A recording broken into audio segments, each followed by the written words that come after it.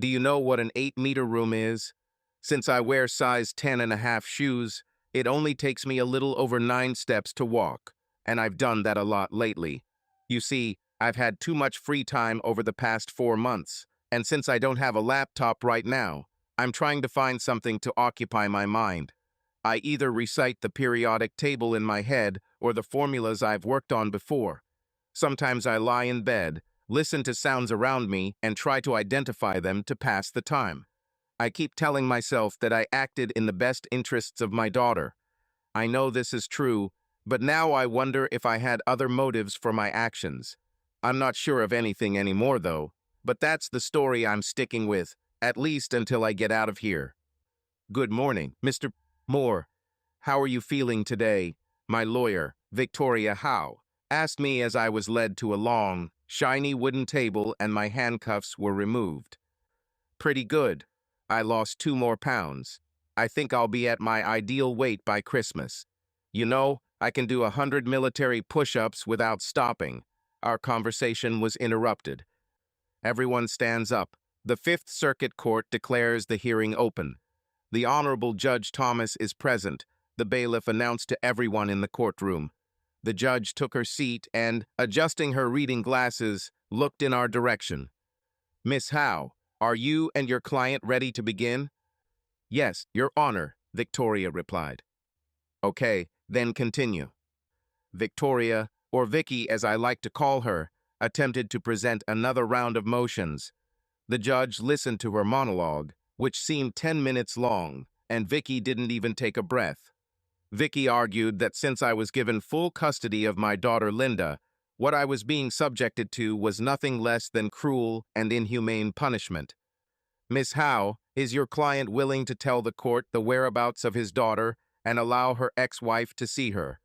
These are the only questions we are considering today. The court does not challenge his right to custody. However, his rights to meet with his ex-wife's daughter have not been respected for 7 months. The condition of his release, as previously stated, is that the court be informed of the whereabouts of his daughter. He must also allow his ex-wife to see his daughter under a court order. It is also indicated that his ex-wife is willing to consider supervised visits if she is allowed to see her daughter again.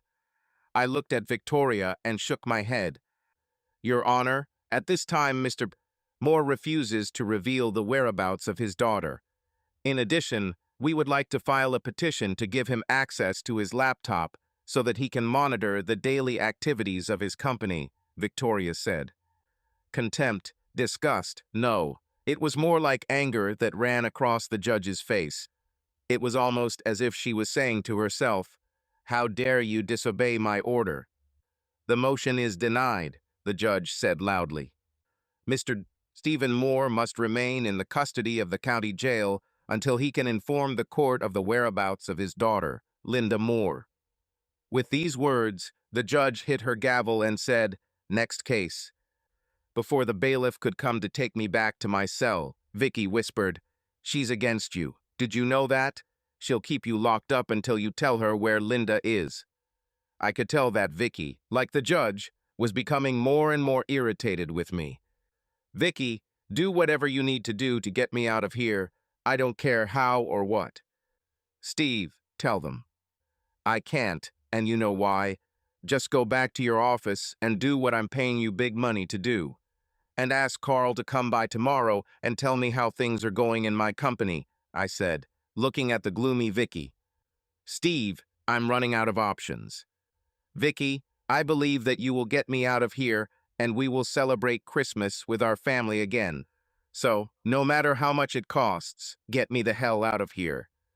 With these words, I was handcuffed again and escorted back to my cell. This is how my last 3 court appearances went. Vicky was right. The judge was really after me. She developed a reputation as a tough judge. She didn't allow anyone to manipulate her in her gym, no matter how much money they had, and I had a lot. The next day, Carl stopped by and gave me an update on how things were going at my company. "Carl, I wish you would smile just once in a while. It would really cheer me up." "Damn it," I said with a smile. "Steve, How can I smile when so much is not getting done because you are sitting in this place? Tell them what the hell they want to know so we can get back to running your company. I glanced at him. Okay, I tried. Let's continue. Over the next hour, he reported to me how everything was going. I trusted this guy as myself, and he never let me down. We were still making money, but the negative publicity in the newspapers was hurting some of our new business. Carl, these idiots are doing this to look good in the eyes of the media and their shareholders. You and I both know that they can't get our products anywhere else in the country, so they'll have to eventually turn to me. However, there are two companies that I want to pay dearly for this when they return. They smeared me in the press, and they will pay 10 times more for every word printed. Along the way, I asked how our other project was going. I knew that our conversations were always recorded. We are making progress, but it is slow and expensive. Carl, I said, looking him straight in the eye, I don't care how much money or people you have to put into it. I want it done and done soon. Understood? Yeah, boss, I just wanted you to know about the costs. I trust that my company will be in good condition when I leave here, and don't worry, you will be richly rewarded. By the way, find another group of lawyers to help Victoria Howe. The judge seems to have a personal grudge against me. See if we can get her off my case. You know if this doesn't work, you'll only make her angrier, right? And what? What is she going to do? Put me in jail, I snorted. Also do a background check on her. There must be something we can use, I told him, standing up as our hour was coming to an end. Take care of my baby, okay? I turned and walked back to my cell. That night I counted the cracks in the ceiling and found another one after counting and recounting 5 times. Only 21. I have to complain about my conditions to the judge, I joked to myself before laying down on the bed. Divorce was terrible, if for no other reason than because I thought it would never happen to us. Thank God my father convinced me to enter into a rock-solid prenuptial agreement, or it could have been much worse. I had just established myself in the industry, and my love for Sheila had blinded me. At that time, it did not seem necessary to me to enter into such an agreement. Hell, we were going to love each other forever. Forever probably only lasted 8.5 years. Luckily, she agreed to sign it. She probably also thought that eternity meant forever, even though it didn't. Like I said, I'm rich, but above all I'm smart, and maybe a little arrogant. I probably could not have gone to school at all, but my mother said that I needed a normal upbringing. This included the school experience, although I was bored most of the time. However, she agreed for me to take college courses online as long as it didn't interfere with my regular life. I graduated from college and received my bachelor's degree by the time I was a senior in high school. Mom also insisted that I go on dates at least twice a month.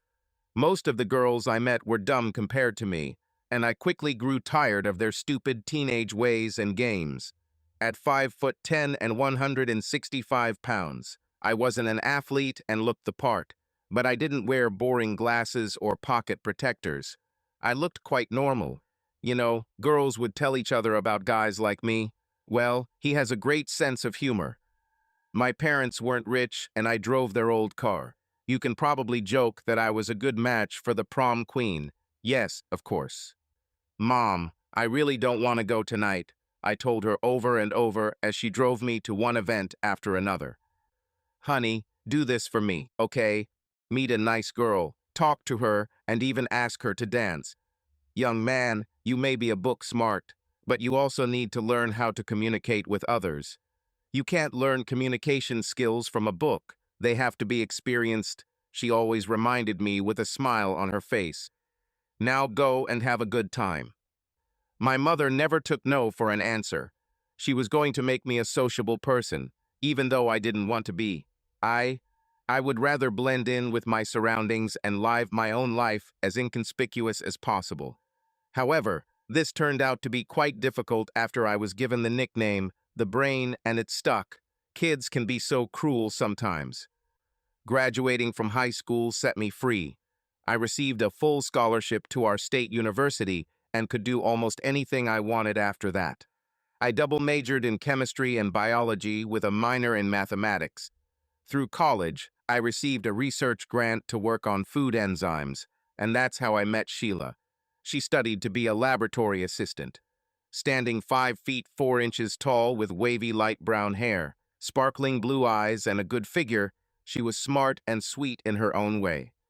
I spent most of my time in the lab, and when she came in to do class work, I was always there. Sometimes she would get stuck on a problem and ask me 1 or 2 questions. I was always happy to help. Over and over again, simple questions developed into full-blown discussions about what I was working on. Although Sheila could understand the concepts of what I was trying to do, the principles of my methods usually eluded her. When I invited her to dinner, we shared pizza and a pitcher of soda, and I began to like her as much more than just a lab colleague. Alas, to my chagrin, she told me that her studies came first, and, although we could date, she was not looking for a relationship at the moment. So we remained just friends and met from time to time when she allowed. After earning a dual doctorate in chemistry and biology and a master's degree in business, my short college years were over. I learned everything I could and was now applying for my own government research grants. With help, I got two and opened my laboratory in a small store. I took out loans, and my parents even took out a second mortgage on their house to help me finance my new lab and equipment. When I started working 14 to 16 hours a day, my mother quit her job to help me with the endless government paperwork. This allowed me to focus solely on my work. When I made my first breakthrough, it was especially remarkable because it happened after my grants had expired. The results and future profits were to be entirely mine. When I made my second and third breakthroughs, my father quit his job and became my business manager. Life was busy but good. The one thing I never understood is that when you want to hire someone good, you don't have to look for them. All you have to do is let them know, and they will find you. I needed two outstanding people to help me in my work. I was looking for the best in their field. I wasn't making a lot of money, but with the right people, I felt like I could do it within a couple of years, especially since my 4 patents would probably be approved in the next year. I probably interviewed 20 people who thought they were good, and when I was done with them, they walked away with their tails hanging. Katie came on the recommendation of an old friend from school. She was extremely shy and almost never made eye contact with me, but she was super smart. "Katie, tell me about yourself. How are things going at home?" I asked. She looked at me and said that she lives with her parents and younger brother. She didn't have a boyfriend, which didn't surprise me, but she needed a job since she had just finished school. Her grades were excellent, and although I couldn't pay much, I offered her a job. "Katie, I can offer you $2,000 a month to get started. You will be on salary and will not mark time. I expect you to do your job because I won't have time to look after you. If you do what I ask, you will grow with the company, and so will your salary." "Mr. Moore, will there be a specific dress code here?" she asked, blushing slightly. "Katie, I don't care if you work naked, as long as the job gets done." My answer made her blush even more. She agreed, and all I had to do was find one more employee. Carl worked for a large pharmaceutical company. He received a huge salary, but was passed over for promotion due to office politics. He was more than a little annoyed. He was the one I was looking for, but we were far from agreeing on what I could afford to pay and what he thought he was worth. When he received an offer from another company, we met again. He threw the offer on my desk to show that he wasn't kidding about the amount. "Carl, if I were you, I would take this offer and run with it. However, in 3 years, when everything is fine with me, and this amount will seem like small change, I hope you will still think the same," I said, returning the papers to him. "But if you accept my latest offer, next year I will give you 1% ownership of my company, and every year after that up to 5%. So, you can take the money that's on the table now, or you can work hard and have a real future ahead of you. The choice is yours." It took him 2 days, but he accepted my offer. I was ready. We were growing quickly, and I needed more help both in the lab and in the office. One day, when I was out picking up lunch for everyone at the nearby Subway, I met Sheila. She was standing in line, about 4 people ahead of me. As she walked past me with her order, she stopped to talk. Hell, we ended up having lunch together. She worked in a small laboratory about 2 miles away and didn't make much money. Shelia believed that she needed experience before she could ask for what she felt she deserved. "What do you expect when you talk about money?" I asked. "Now I earn 1,500 a month without any benefits.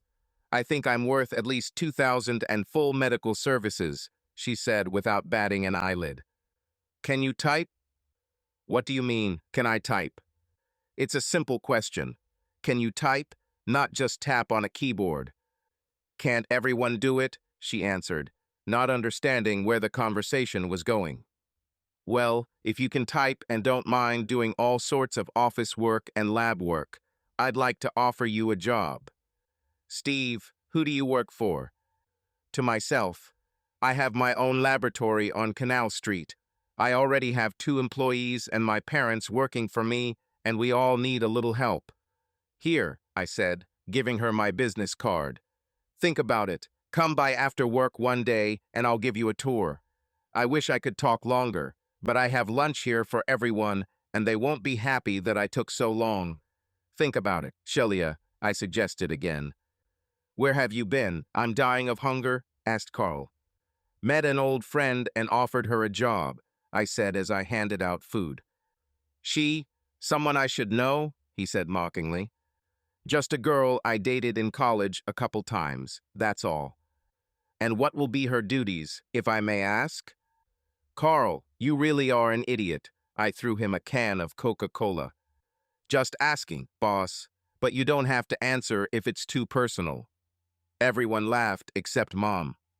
Sheila came over on Thursday after work. She knocked on the door, and when no one answered the doorbell from the front, she tried the door, found it open, and entered. "Is there anyone?" she shouted, entering the door to the laboratory. Dad and I were last, and I stood up to greet her. "Shelia, glad you could come," I said, walking up to her. "Shelia, this is my dad. Ken," I introduced them to each other. My dad extended his hand. "Dad, Sheila and I studied together," I explained. "So this is the girl you offered the job to," he said, assessing her. "Shelia, let me give you a quick tour of my creation." Over the next 2 hours, I showed her in detail where we were now and where I planned to go in the next couple of years. We've just signed 3 new contracts and are moving into a larger facility. My dad has secured the funding and by Christmas will be double our current size. "Sheila, I think you'd be a good addition to our team and I can offer a salary, which you are searching. Would you like to look at my resume or something before you offer me a job? You forgot, we already worked together in college. Steve, you worked and I studied. Well, I know you're smart, hard-working, and open to new ideas. With those qualities, you'll be a great addition to our staff. In that case, I accept your offer. I need to give my current employer a week's notice, but I can start immediately after that." We shook hands. My father watched without saying a word. "I'll expect you early in the morning on the 15th. Wear what you're comfortable in. Every day is like a Friday for us when it comes to clothing. You also don't have to worry about lunch. One of the perks is we provide lunch and dinner if we have to stay late." 10 minutes later, she left, and Dad and I finished work. "You like her, don't you?" Dad asked. "Dad, it's just a girl I dated a couple of times, that's all." "Steve, remember, I'm the one you're talking to," he replied without smiling. "We've got a tough 6 months ahead of us, and I need you to keep your head down until we move and get settled in a new place." "Dad, you worry too much." "Son, this is my job." Sheila started, and she was better than I expected. She picked things up quickly and became a valuable assistant almost overnight. Everyone was happy for me, except my father. He watched my feelings for Sheila grow, and although he was receptive, he was also careful. Why doesn't Daddy like Sheila? One night I asked my mother. Steve, he likes Sheila, but he feels like you have too much going on for romance right now. Mom, Dad proposed to you on the third date, and 2 weeks later you guys got married, and he thinks I'm moving too fast. She was laughing. You know your father, he will watch over you until the day he dies, but I will talk to him. Sheila and I met when we had time, and when we didn't, we improvised. After taking inventory late Friday night, we finally did so with a deposit of packaging material from the shipping department. It all started with one kiss. One turned into 10, and then our clothes melted away. We finally did what I had planned to do the following weekend. I was hoping our first time would be on a big bed with satin sheets. No, on bubble wrap, I said, popping a few bubbles with my hands. Steve, I thought it was romantic. Noisy but romantic. And if you still want to do it again on satin sheets, you won't hear me complaining. The following Friday, we did it again at the Hampton Inn. We spent Friday evening and Sunday afternoon together. It was heaven. When it came to sex, she was a newbie and I wasn't much better, but we had a hell of a lot of fun experimenting and discovering what we both liked. After a particularly great lovemaking session, one Saturday night about 3 months later, we were lying in bed catching our breath when she asked the question of all questions. Steve, I'm your girlfriend, right? Well, if not, then I don't know what we've been doing for the last 7 hours. Not stupid, I mean we're together, right? I sat with my back to the head of the bed and took a glass of wine from the nightstand. Okay, what happened? I asked, taking a sip and handing it to her. I just want to know that we're walking down the road together, that's all. In other words, you want to make sure I don't just use your hot body for my own sexual gratification, I said with a laugh as I reached for her. Asshole, she retorted, hitting me with a pillow. Do I have to break it down for you? I'm falling in love with you, and I know you love me, but I'm not sure how much. There, I said it, she continued. She finished her wine and looked at me with a worried expression. Well, does this mean I have to give up all the other hot babes I date every other night? I joked, but when she didn't smile, I realized that she was serious. Listen, honey, I really care about you, and I think you know that. It's love, I think so, but give me some time, okay? After we move, we'll have a nice break, and we can explore all our options. Steve, I think we've already explored all my options except one, and that's not going to happen anytime soon. I just needed to know you weren't toying with me, that's all. Shelia, I do two things. I don't lie and I don't play games with the people I love, I said, calming her down by kissing her. So now that we've got that cleared up, what is this opportunity that you haven't mentioned yet?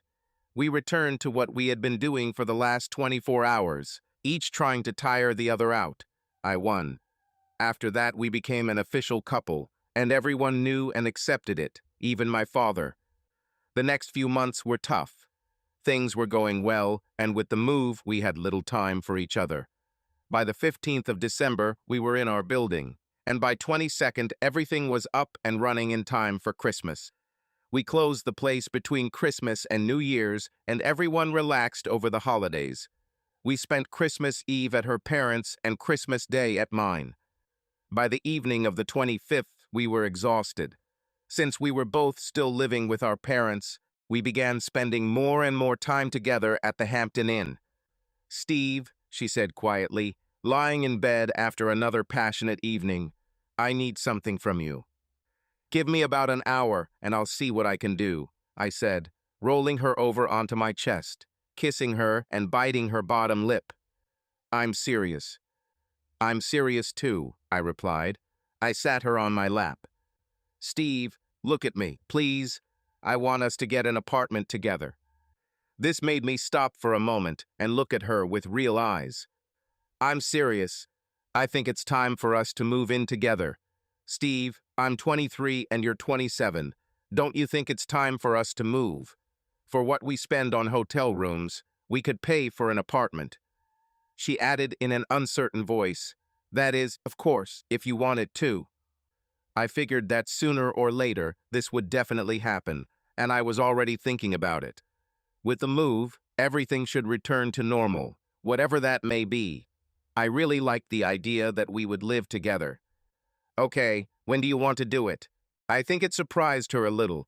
She was probably preparing herself for an argument, and now she just sat there looking at me until her brain caught up with what I had just said. Oh my God, this will be so great. We'll have our own place, and we won't even have to wear clothes if we don't want to. She bounced on the bed. When she stopped and had a serious look on her face, I became a little worried. How do you think your parents will react to this news, especially your father? Let me take care of this. Your task is to find us a suitable place close to work that will satisfy all our needs. I don't need a big place. One room with this, I patted the bed, will be enough. Now that this has been discussed, I think it's time for us to practice a little more before we have our own place.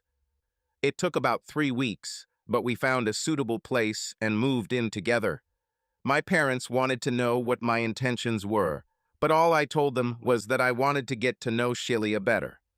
I think you know her pretty well, Mom said with a wink, judging by all the Hampton Inn bills I've paid over the last few months. Dad didn't say a word, but he knew he couldn't control me anymore. Life was good. Over the next 2 years, my business grew rapidly, and we expanded once more before finally settling into another larger facility. That same year at Christmas, I proposed to Sheila, and she accepted. Dad insisted on a prenuptial agreement, and although I objected, Sheila did not even think about signing it. I made 2 modifications to make it less difficult, but in the end, we all got what we wanted. 3 months later, Sheila became pregnant, and her mother was overjoyed. When Linda was born, Sheila quit her job and stayed home to care for her. She was beautiful and looked just like her mother. She had the same light brown hair, blue eyes, and a small mole on her right ankle.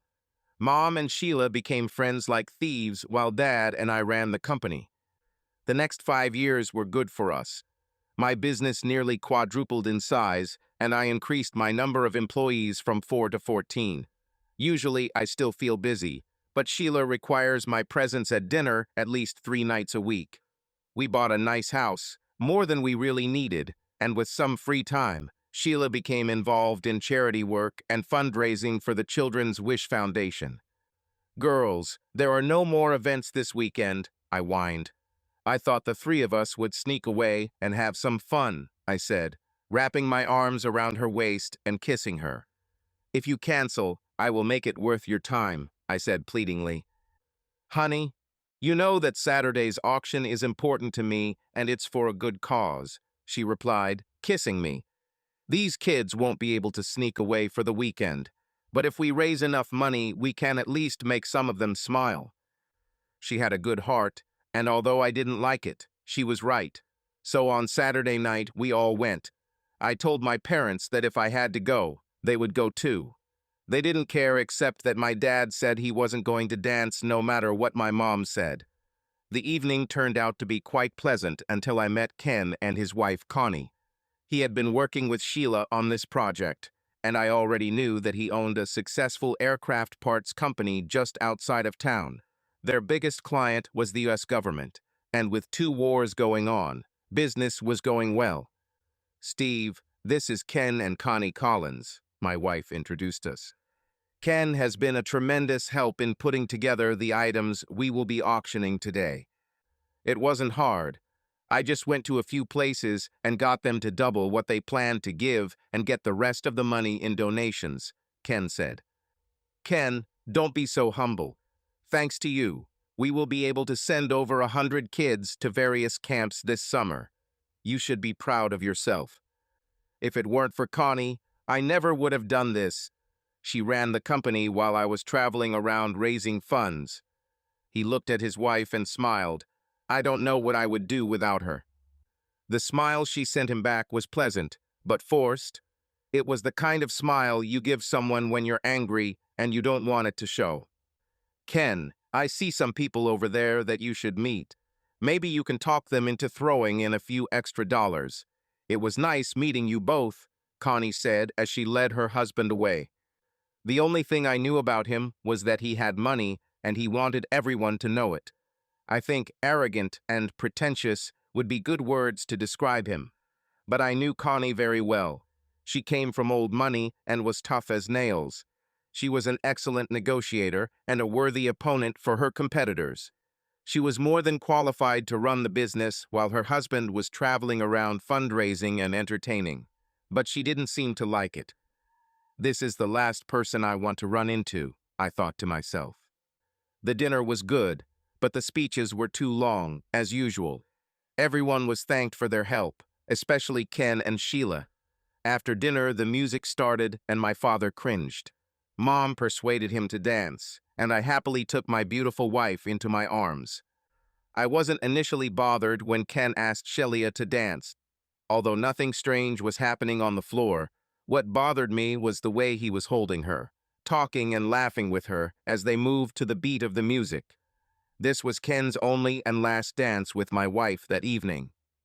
When the auction began, everyone got involved as this or that item was sold for double its value, knowing it was for a good cause.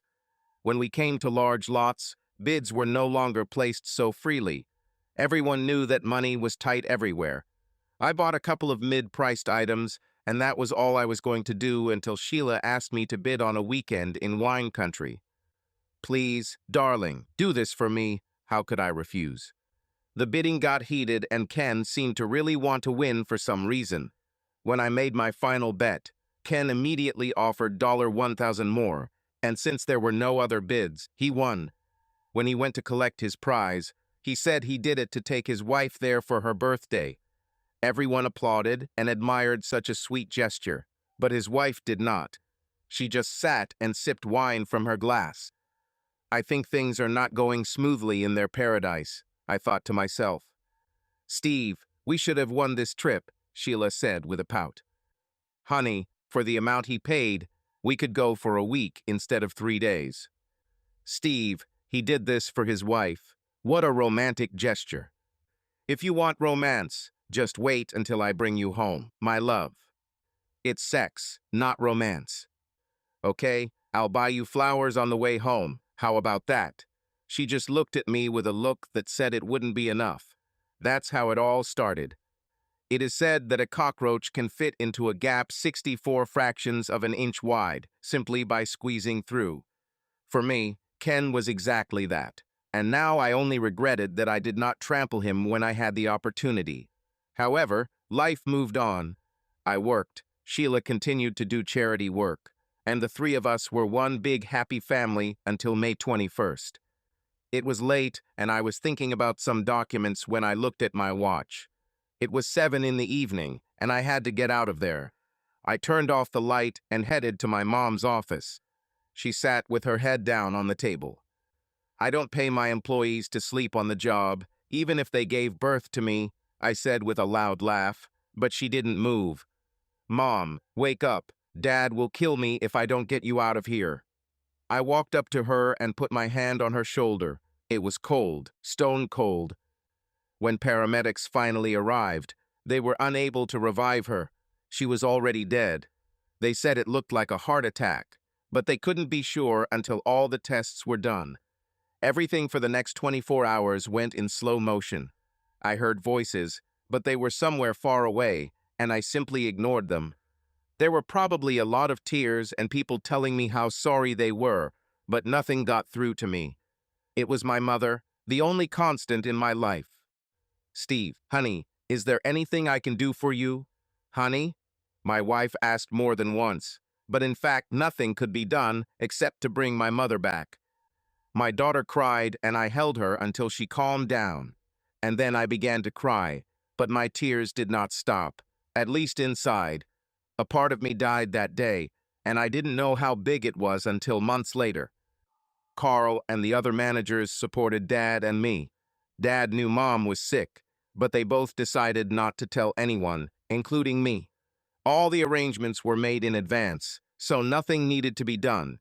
I didn't eat or drink and forced myself to breathe from time to time. I don't remember much of the funeral. I know I was physically there, but only physically. A lot of people came to the funeral, and they told me that they wrote a nice article about her in the newspaper, but I didn't read it. My mom left, and this time she didn't take me with her. Dad was always the one who kept a tight rein on me, but Mom did the rest. She met my emotional needs as a child and taught me to be who I became.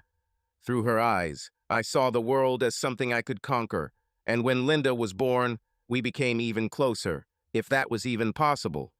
When she died, I was lost. I felt empty inside. I think I died for a while too. Dad and Sheila helped me get the help I needed. Through counseling and lots of medication, I began to get my life back. But it took almost 5 months.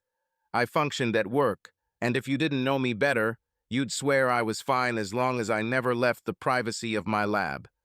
This must have been especially difficult for Sheila and Linda. They couldn't reach me, and although they tried, I never responded. Did we make love? Well, I'm sure we had sex, but it must not have been very good because I could see that she was often disappointed with me. As I began to come to my senses, the only thing I noticed was that she no longer wore glasses.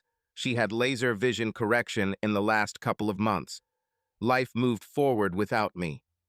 Carl was sent by God, and one day I called him and told him about it. He asked if I needed anything more, and I said he did more than I could ever ask for. Dad returned to work with renewed vigor the week after the funeral. More than once, Carl had to tell him to go home, or he would physically remove him from the office. Between the two of them, the business grew while I tried to wrap my head around the fact that my mom was no longer with us. It was just over 6 months after the funeral when I first realized that something was wrong.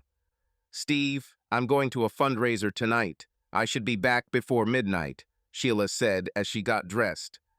"You don't want me to come with you?" I asked. "I don't need a zombie for a date. Take your meds, and I'll see you when I get back." It was cruel, I thought. "Do you want me to at least give you a ride?" "No need. Ken will come pick me up," she said, putting on her earrings. I think my look said it all. "What? What's your look? This is a fundraiser, not a date." With that, I walked over to my medicine bottles, opened them, and dumped the contents into the toilet.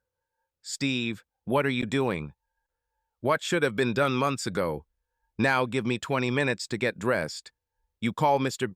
Ken and tell him that my wife will be accompanied to dinner by her own husband." I looked at her angrily, and she knew better than to say anything now. The event was well attended, and everyone was still expressing their condolences to me for my loss. I thanked them, but immediately changed the subject. When I saw that cockroach, I prepared to crush it. "Steve, you look good. How are you?" "It couldn't be better, Ken," I said out loud, while inwardly I looked at him with contempt. I think he got the hint because he quickly apologized and left. "That wasn't very friendly," Sheila whispered to me. "I have no reason to be friendly to him," was my answer. After dinner, when the music started, I asked Sheila to dance. "Are you able to?" she asked. "I'm not dead yet," I replied, smiling. So we danced for the next half hour. It felt good to hold her in my arms again, and then it happened. "Hey, old man, can I ask your lovely wife for this dance?" Ken asked, already reaching out to her. "No." I suppose the surprised look on his face meant that he was not used to being rejected. This also surprised Sheila. "Steve, it's just one dance," she pleaded, looking at me. "What about no, don't you understand? Okay, let me say it again slower so you fully understand what I mean. No, you will not dance with my wife now or ever in the future. Now do you understand, or do I need to write this down for you?" I said, looking him straight in the eyes. "No problem," he said, walking away. "Steve, that was rude." "Shelia, did you want to dance with him instead of me?" "Of course not. Why are you asking such a thing?" "Because that's how you looked at me when I basically told him to go to hell. That's why." My mind began to make a lot of assumptions after that night. Did we make love the night we got home? No, she complained that she had a headache. The next morning I was gone long before Sheila woke up. I was the first one at work. Good morning, boss, Carl said as he walked in, put his things down, and started making coffee. You look good. How are you feeling? As if I could curse out a dead dog's stinking ass. So you better not mess with me today, I muttered without smiling. Well, looks like old Steve is back. Maybe we can finally catch up. For the next 2 days, I did not return home at all. I slept in my office, took a shower, and since I had several sets of clothes in there, all I needed was some food. I had already turned off my cell phone, turned off my office phone, and told everyone to leave me alone. I've been checking and rechecking the test results over the past months and have found that too much has been overlooked. I called a meeting. Listen, guys, if you still want to be here on Monday, I highly recommend you get your heads out of your asses and get to work, or I'll find someone who will. That's my only warning. Next time, I'll be writing checks for dismissal. Is that clear? There were a lot of nods, a few scared faces, and a couple of irritated people, but the message was understood by all. When Shelia came in a few minutes before 5, Carl warned her not to come into my office. I don't know what happened between you two, but if I were you, I wouldn't go there. He doesn't scare me, was her response. Well, it's your funeral, he turned away. When she came in, I didn't even look up. I knew who it was, but I wasn't going to play her games today. Steve, she said once, and then louder a second time. Steve. I looked up and my eyes said it all. Are you coming home for dinner tonight? She asked. Good question. Define home. What are you talking about? It's a simple question, Shelia. Define what home is, and why the hell should I go there? Okay, I'll play your stupid games. Home is where we all live, and where you have to come every night to eat and sleep, she replied sarcastically. See, that's my point. This is where I lived with my loving family. This was my fortress of privacy, where I could be myself, play with my beautiful daughter, and make love with my wife. Now I'll ask you again, why do you want me to go to a place where I know I'm not welcome? Steve, you haven't been there for months. When your mom died, you left us, and for a while I thought you weren't coming back. She died, you didn't, or shouldn't have. It might have been hard for you, but how do you think we all felt, knowing that we couldn't do anything? I don't know how often I reached out to you in bed, hoping that at least once you would take me into your arms. I so wanted to make you feel better, drive away all your demons, but you never let me in. I tried, God knows how hard I tried, but in the end I gave up and just decided to wait for you to return or die. One of two things had to happen in the end. So when did you and your buddy Ken become a couple? We're not a couple, he's a good friend. He was someone you could talk to, someone you could confide in when you weren't there. Friend with benefits. I haven't made love to anyone since the last time we did it, but I'm not going to wait for you forever anymore. If you don't decide to continue our marriage, I want to get out of it. This time she not only screamed, but tears streamed down her face. Okay, then you have to make one promise and one promise only before I make this decision, I told her. Anything. Take your time to answer, Shelia. Before I ask, you may not be able to follow through. Steve, I said anything and I mean it. Okay, I don't want you to talk to or see Ken again, ever. You can't be serious, it's stupid. I'm not going to compete with Ken for my own wife. You have to make a choice. It's either him or me. You can't have both of us. And since I'm such a nice guy, I'll let you think about it before I get home. Tonight, so you can either call him and tell him that you will never talk to him again, or you will come to him later. I don't know what his wife will say to this, but it will be up to the three of you to decide. She looked at me, whispered something under her breath and left, slamming the door behind her. Well, in at least 2 hours, I'll find out if I still have a wife, I said sadly to myself, sitting down at the table. I did nothing for the next 2 hours. I just sat there, not noticing anything around. The drive home was short, too short, and when I pulled up to the dark house, at least I had an answer. With slumped shoulders, I walked to the door, wondering what she might have written in her note, or even whether she had left it at all. I opened the door, walked in, and threw my laptop on the couch. It felt like my mother had died again, and I was falling into that dark cave again. Never again, I told myself. My house has never seemed so empty, I thought as I walked up the stairs and hallway towards our bedroom. I wondered if she had already taken her things. "It's time for you to come home," Sheila said as I opened the door to a room lit by 100 candles.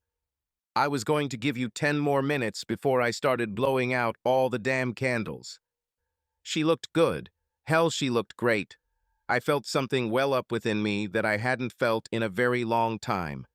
The turquoise hue of her nightgown seemed to glow in the candlelight. My legs were too heavy for me to move, and my knees felt like cotton as I sank down on them. Did I have tears in my eyes? I didn't know and didn't want to know. I just wanted to look at her.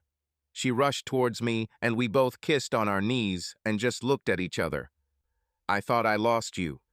When I pulled up, I thought you were gone, and for a moment I didn't even intend to come in," I whispered, feeling her cheek with my hand. "I love you so much, and I'm so sorry." Before I could finish, she cut me off with a kiss. "I got my husband back. Nothing else matters." Over time, we moved from the floor to the shower and finally to the bed. She didn't yell at me to do it harder, and I didn't have to mark her as my property to win her back again. In fact, I'm not even sure what we talked about.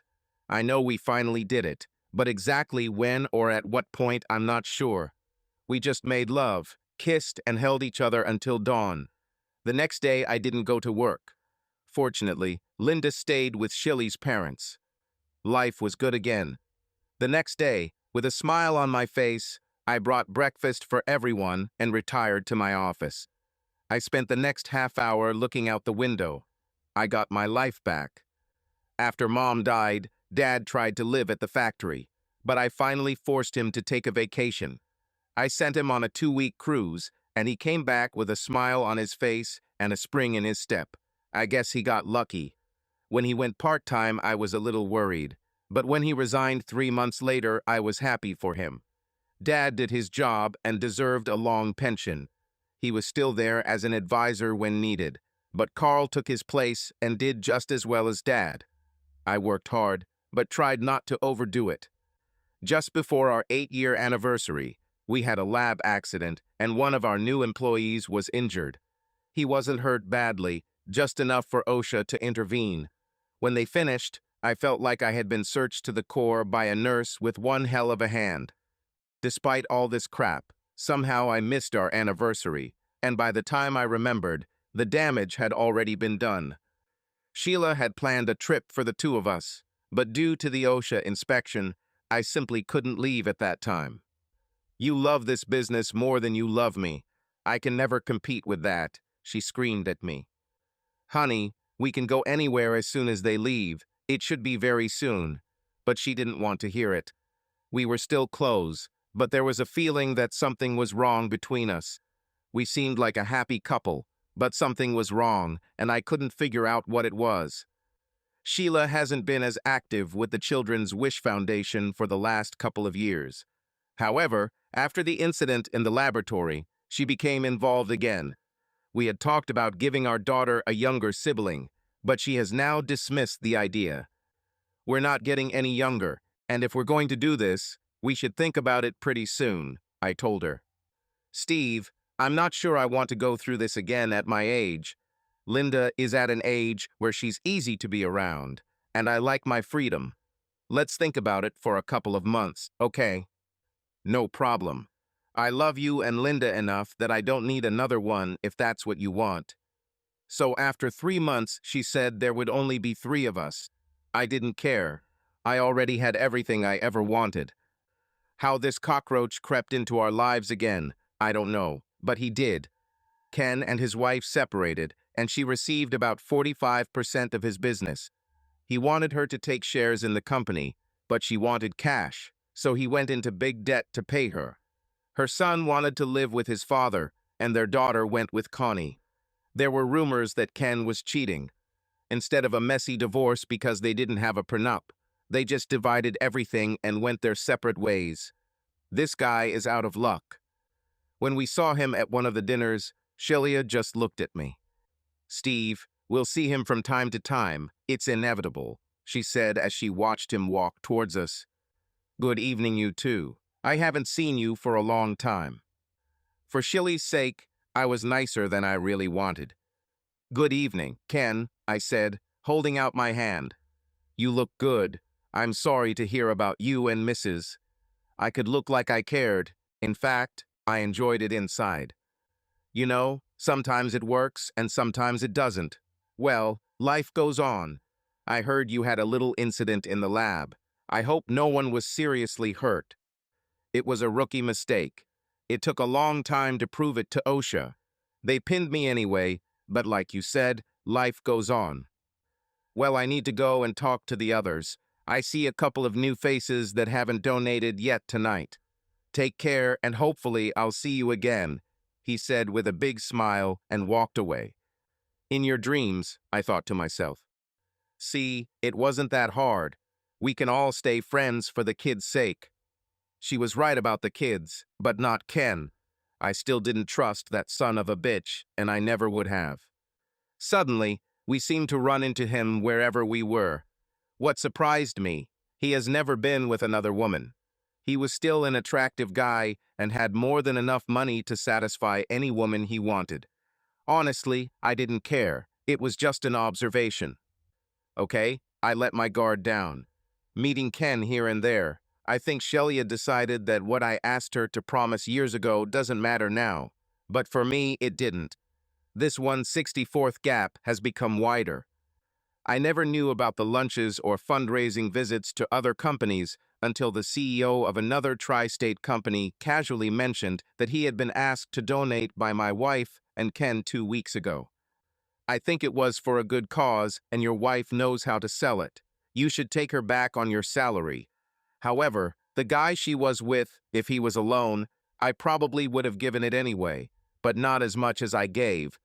Between you and me, I wouldn't trust him as much as I could throw at him. But I guess that's just me. I don't trust almost anyone unless it looks like your wife. He laughed. I said, no. I waited almost 2 months before saying anything. I hoped that she would tell me herself, although I left a lot of hints. Finally, I kind of exploded when she told me she was going on a 2-day fundraising trip. Are you going alone, or will Ken go with you? Sheila looked like she had been punched in the stomach. She was caught, and she knew it. Yeah, he'll probably come with me and Gary. I think you know we've been fundraising together for a long time, she said, sipping a glass of water as she waited for what I'd say next. I thought we had an agreement. I was, but that was when you were jealous of everything that wore pants. I think we've both grown up and outgrown that childish, jealous behavior. Plus, the schedule is already set for the 3 of us. It's a big route that will take us 2-3 days. We need to secure funding before the summer to know how many children we can send to the camp. Shelia, you promised me, remember. Grow up, okay? This is about the kids, not Ken. Steve, I'm an adult. I don't need your damn permission to do this, and I'll go. It's too late to cancel. All those months when you moped, and then, when you missed our anniversary, did I tell you that I wouldn't let you go back to work? No, we got over it. Shelia, you don't know what you're doing. Steve, sometimes I just don't understand you. That's how we parted that evening. Did we ever make love before she left? What do you think? This gap was now 1/8 of an inch wide. We beat around the bush until she left, and then for several months after that. Did we make love again? Yes, but it wasn't the same. It seemed like we were both holding back, not wanting to give each other everything. I tried to tell her that we needed to talk, but all I got in response was sadness. Week after week, the gap grew. I tried to mend it several times, but we were on a collision course with fate. I'm leaving on a business trip on Tuesday and will be back on Wednesday afternoon, she informed me. I have 3 last companies to succeed. No, was all I said. No, what? She answered. If you're planning on going with Ken, no, you're not going. Steve, we've been through this before. I told you the reasons last time. And you promised me earlier that you would have no more contact with Ken. I guess we know how well you kept that promise. She looked at me with an angry look. Steve, I'll go, she said, standing still. Like I said last time, think before you speak. You may not like the consequences of what you're about to do. I will go, and nothing you say or do will change that fact. And with that, she walked away in a rage. She went on her trip, and I stayed home and rearranged our bedroom. Where is all my stuff? She asked when she returned. In your new bedroom. Which new bedroom? What used to be the guest room is where all your stuff is now. Fire came out of her eyes. Great, just great, she blurted out, rushing upstairs. Since then, our life has become hell in every sense. She was now ostentatiously putting her trips on display in front of me, almost looking for confrontation. But I never gave her that pleasure. When she no longer invited me to fundraisers, I was angry but silent. When this bastard came to our house, I made sure he left without her, but not before I marked his windshield with a sledgehammer. The situation was getting worse, so I hired a private investigator to look after her. I was waiting for her on Saturday evening when she returned home a little after midnight. I had a glass of drink in my hand and was sitting in the dark. I went over everything I was going to say hundreds of times in my head, but when she walked through the door, I forgot everything. Shelia. Steve, is that you? We need to talk. Can we talk in the morning? I'm tired and just want to go to bed. It's now or never, you decide, I told her. Okay, since you insist, what do you want to say? She sighed with hostility, placing her hands on her hips. Is this officially the end? Steve, what are you talking about? What's the end? To our marriage. Steve, what do you want? I wanted my wife back, but I don't think that's going to happen, do I? We haven't been husband and wife for months. And apparently I was replaced. She was silent. Well, I had to try at least one more time. Steve, I stopped her before she could say anything else. There are pictures of your last fundraiser with Ken on the table. I half expected him to be as gorgeous as some Greek god, but I'm a little disappointed. I watched as her eyes turned red. Here's how it's going to happen. You will be served on the house tomorrow, and you will have 48 hours to leave the premises.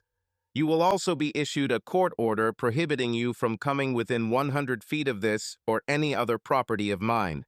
You will be able to see Linda whenever you want, but only in this house.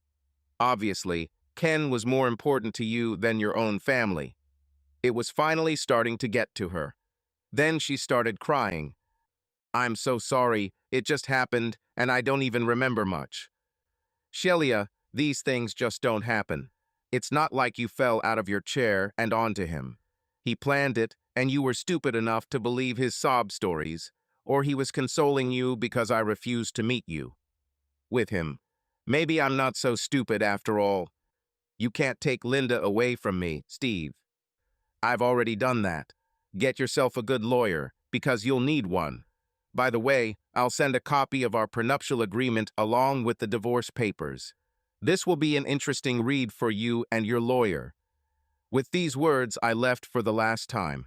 It was hard for me to do what I was going to do, but I had no other choice.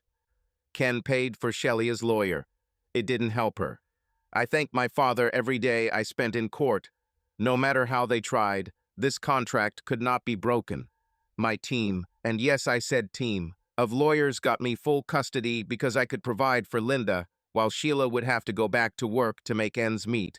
She received a lump sum of $50,000, paid for by BMW, all of her clothes and jewelry, except those that were my mother's. And finally, generous visiting rights. We agreed on 2 meetings a week and every other weekend. I knew she would end up moving in with Ken because her parents had almost disowned her, but I decided, for my daughter's sake, to take the high road. It was fast. In just 3 months, our divorce was finalized and I was free from both of them. Whenever I saw them on the street or at an event, Ken always gave me his I stole your wife grin, while Sheila always looked away. Like I said, I tried to take the high road until something new came to light. "Dad, I don't want to stay over at Mom's anymore," Linda told me one Friday night. "I'm afraid of David." "Honey, just go back upstairs, and I'll talk to Mom when she gets there. Unpack your bags because you're not going anywhere tonight." "Dad, I don't want to get you in trouble with Mom. Maybe I should just go." "Linda, my dear, your safety is more important to me than any problems your mother may cause. I love you. Now come upstairs and let me talk to your mother." I was wrong. Shelia called me every name she could when I told her I wouldn't let Linda go with her. "Steve, David is a little wild, but he's a good boy. She's probably making this all up." "So you believe Ken's son instead of your own daughter? I thought you were naive to believe Ken last time. Now I think you're just stupid for risking our daughter's safety. You can see her here, but no more sleepovers." "You can't do this. I have a court order backing me up." She was now yelling at me. "Shelia, I think it's time for you to leave." I closed the door in her face. I called my lawyer and told her to start working immediately because as soon as Ken found out, his pride and hatred of me would take over. So be it. Without any physical evidence, the court overturned my decision. I fought as long as I could, then asked my lawyers to stall. My father had always supported me in the past, but now I was asking him for something that would make it very difficult for him. However, I had no other choice. "Dad, I need you to take Linda abroad tomorrow. I will lose this case, and I will have to give Shelia the right to spend the night with Linda. Dad, I cannot put Linda in danger. Here is her passport, birth certificate, and 5 cash receipts, $100,000 each. That should last you until this is all over. I don't want to know where you'll end up, but it should be a place where you'll be hard to find, if you know what I mean. Know sometime in 6 months, and if you don't hear from me, wait another 6 months. Steve, I'm just seeing someone, and if you don't mind, I'd like to take her with me." "You're an old lady's man," I said, smiling. "Take whoever you want, but it has to happen tomorrow morning. I don't have much time." On Thursday, I kissed my daughter goodbye. I wasn't sure when I'd see her again, but I knew it wouldn't be any time soon. She cried and said she was sorry, and I told her she had nothing to be sorry for. I gave her another kiss and hug, and she left with just a small pink backpack of clothes and her stuffed bunny. I didn't sleep all night and returned to court in the morning. "Mr. Moore, the court orders you to renew your ex-wife's court-ordered visitation rights, effective today. You must release Linda to her mother today or be held in contempt of court. Do you understand?" "Yes, Your Honor," was all I said. I left the court and met with Carl, telling him what was likely to happen. "Now it will be up to you to keep my business running. Do what needs to be done. Here is my power of attorney so that you can legally sign for me whatever is required. I don't know how long it will take, but I have faith in your ability to make the right decisions." From there, I went home, poured myself a strong drink, and waited. My phone was ringing non-stop. I knew who it was, so I just let him call. When Shelia arrived home with the cop, I simply opened the door, let them in, and went back to my drink. "Steve, where is she?" "Who do you mean?" I said, continuing the game. "You know who. Where is Linda?" "You mean she's not upstairs? Well, then she's probably with one of her friends. You know, she has a lot of friends. You were supposed to give it to me this morning, and if you don't show it, this man will arrest you." She looked confident. "You really are a stupid woman, you know? Do you think I would actually put Linda in danger for you or anyone else? Apparently, you don't know me at all." I smiled at her, and that made her even angrier. I was arrested and taken to the station, where I was placed in a cell. The next morning, I was brought before Judge Thomas, and he demanded that I reveal the whereabouts of my daughter. "Your Honor, I don't know exactly where my daughter is," I told the judge. "Well, Mr. Moore, perhaps a few nights in a cell will refresh your memory." "Mr. Stephen Moore, I find you guilty of contempt of court. You will be held in custody until you reveal the whereabouts of your daughter, Linda Moore, and prevent Sheila Moore from exercising her court-ordered meeting rights. That's how it all started. After 4 months, Sheila wanted to meet me. I refused the first couple of times, but then curiosity got the better of her. "You look a little thin," she said as we sat down at the simple wooden visitor's table. "Just getting rid of the extra weight I've been carrying around for the past few years. Steve, I don't want this, but I want to see my daughter." "She told you what was happening. I warned you, but you didn't listen. And now we've both lost what we valued most." "I've changed my request for judicial review of the meetings. Didn't they tell you?" "I heard, but I don't trust you anymore. You learned to lie, remember?" "Steve, that's old news. We have to move on. We're not married anymore." "Your fault, not mine." "Does it matter whose fault it was?" "That matters to me. I have never cheated on you in our entire marriage. You can't say the same, can you?"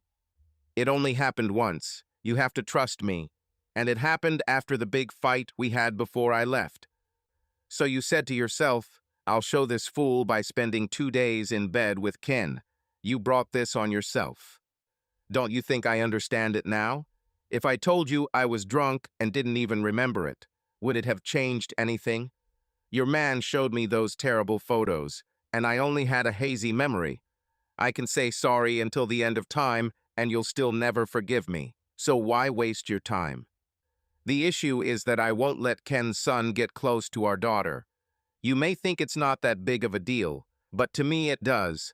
I don't trust you anymore because even though I gave you a chance to make amends, you still lied to me. And now you will live with this decision for the rest of your life. You know those pictures of you and Ken if they somehow end up on the internet. How effective will your fundraising be after this? They could probably give you a couple of bucks for the night. But what self-respecting CEO would donate money to someone like you? You wouldn't. I wouldn't say I will, because I'm in the prison where you put me. But if some evil person wants to take revenge on you, I won't be able to stop them. Imagine the look on your mom's face if someone sends them to her home address, or maybe the church they go to. With their dating, anyone can easily figure out that you had sex with someone other than your husband while we were married. Do you hate me that much? You have no idea what I'm willing to do to protect our daughter. I think we know which side each of us is on. Plus, you'll have to support your new man when his world falls apart. Steve, what are you up to? What could I be up to? I'm in prison, remember? A month later, Carl came to me with the usual update. Steve, I provided everything you asked for. Everything is checked and everything is fully documented. We have not one, but two pieces, if you know what I mean. I'm ready to get started on this. All you have to do is just say the word. Carl, I need you to do me a big favor today. I explained to him what I needed. You're joking, right? No. Do what I asked, and then come see me on Thursday. Then I will let you know how to proceed. I slept great Tuesday night. I would have slept through breakfast if the guard had not told me that I had a visitor. Good morning, Ken, I said with a big smile on my face. I'm guessing it's a beautiful day outside, although I haven't had a chance to see it in a while. Stop talking nonsense, Steve. Your man said that you want to tell me something important. I'm here, let's talk. You have 5 minutes. Ken, I know Shelley lives with you now. This brought a scornful smile to his ugly face. Not only lives with me, but sleeps with me every night, he chuckled. Just stick to the plan, I told myself. Anyway, I want you to kick her out of your place today and sign a written agreement that you will never see or talk to her again. Is it clear? Why the hell are you crazy, and why should I do this? Because if you don't, I'm going to unleash the hounds of hell on you, and my friend, you won't like it, trust me. You stupid weakling, I took your woman, and now you threaten me from here. You are pathetic at best. If this is the best you can do, I'll leave now. Just so you know, I'm planning on having some fun with Sheila tonight. It was so easy to get Sheila into bed with me. 3 drinks with something extra, and she was mine. Don't try to blackmail me with your pictures. I installed a camera the first evening and recorded it all on DVD. Maybe I'll send you a copy. He stood up to leave. I wanted to kill him with my bare hands, but I needed to provoke him into telling me what really happened. I felt bad for letting him get away, but I knew that I would end up having the last laugh. Well, boss, what should I do? Carl asked, looking around. Carl, do you know what they do to a cockroach if they find it? They crush it under their feet. I told Ken that I would unleash the dogs of hell on it, and he laughed at me. Do it and do it today. I gave him final instructions, and I didn't care if it was recorded on the prison monitors. 2 days later, Collins Manufacturing was investigated for falsifying test data. It turned out that about 30% of the parts were not even tested, and those tests that were carried out were in most cases falsified.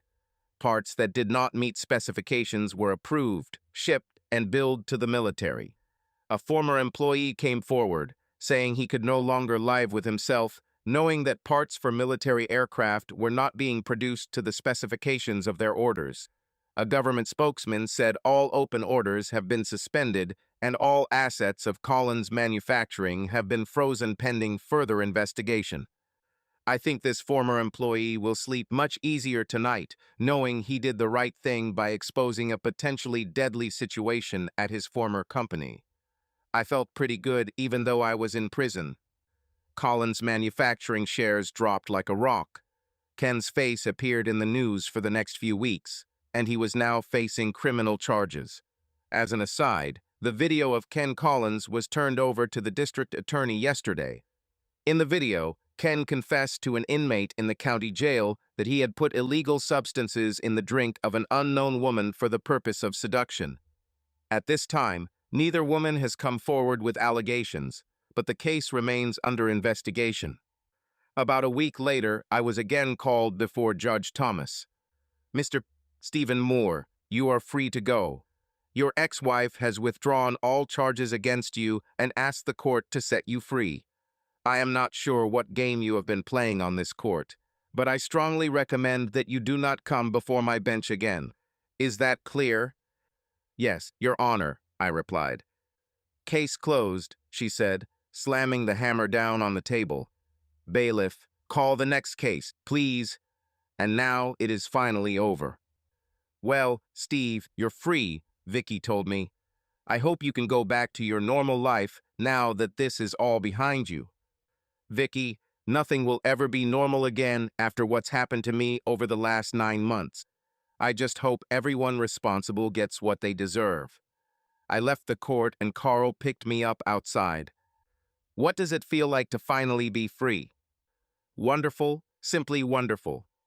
I did what you asked, and your father will arrive at 10 tonight. He will be ushered through customs without anyone knowing that Linda has returned to the country. No need for that now. Any problems have already been fixed. Take me to the nearest bar. I need a cold beer, and I'm not going to wait until I get home. Carl and I went to the first bar we came across.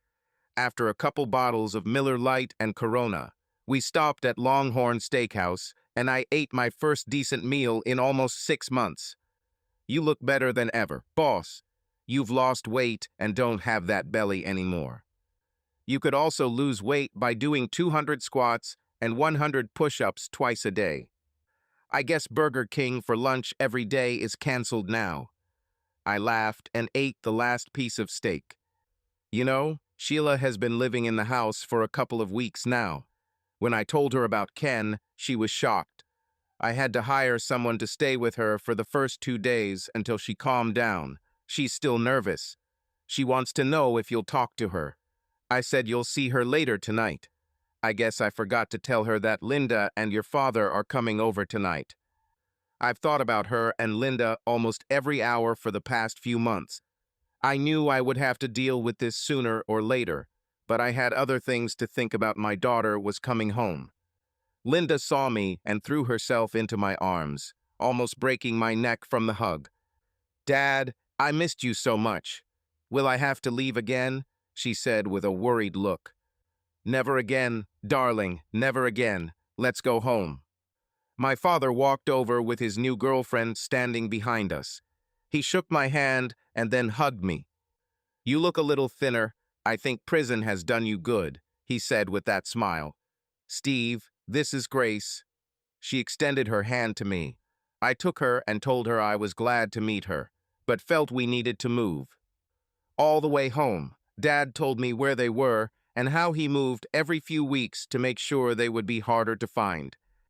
When this is all over, I'd like to go back with Grace and really see the places we found, he said, looking at her. My father was in love. Carl dropped us all off at my house, and I told Linda that her mom was waiting for her inside. She ran into the house. I slowly walked into the house with my father and Grace. When I walked through the door, I saw Linda and Sheila, crying and hugging each other.